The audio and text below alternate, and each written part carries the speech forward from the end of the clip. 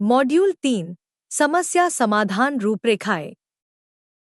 जब हम किसी समस्या का सामना करते हैं तो यह अक्सर एक पहेली को देखने जैसा लगता है। यह समझना कठिन हो सकता है कि कहां से शुरुआत करें, लेकिन सही दृष्टिकोण अपनाने से हर टुकड़ा अपनी जगह पर आ जाता है। इस पाठ में हम कुछ समस्या समाधान रूपरेखाओं या चरण दर चरण तरीकों को जानेंगे जो आपको किसी भी समस्या को प्रभावी ढंग से हल करने में मदद करते हैं। आइए 5 क्यों तकनीक से शुरू करते हैं। यह तकनीक किसी समस्या की जड़ तक पहुंचने में मदद करती है, जिसमें आप 5 बार या तब तक क्यों पूछते हैं जब तक आप मुख्य कारण तक न पहुंच जाए।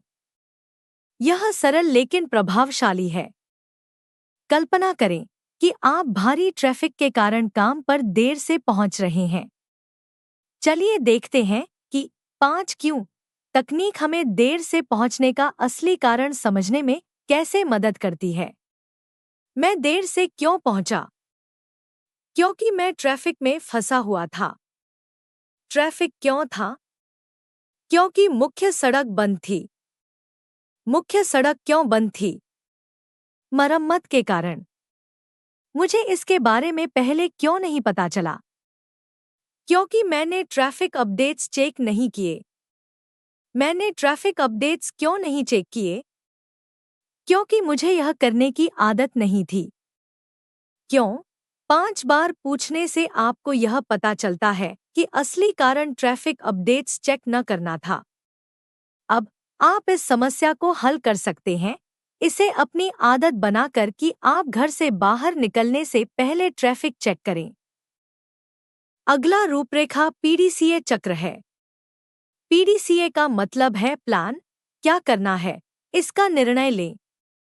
समस्या की पहचान करें और समाधान के बारे में सोचें। डू समाधान को छोटे स्तर पर आजमाएं।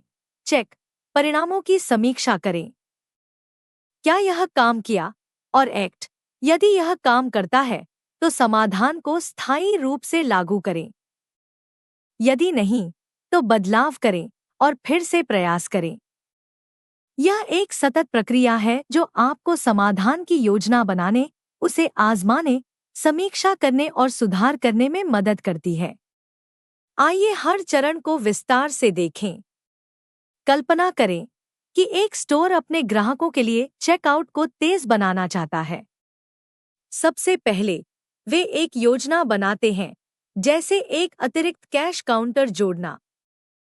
फिर वे इसे किसी व्यस्त दिन पर आजमाते हैं और जांचते हैं कि क्या इससे वेटिंग समय वास्तव में कम हुआ। यदि यह काम करता है तो वे नया काउंटर रखते हैं।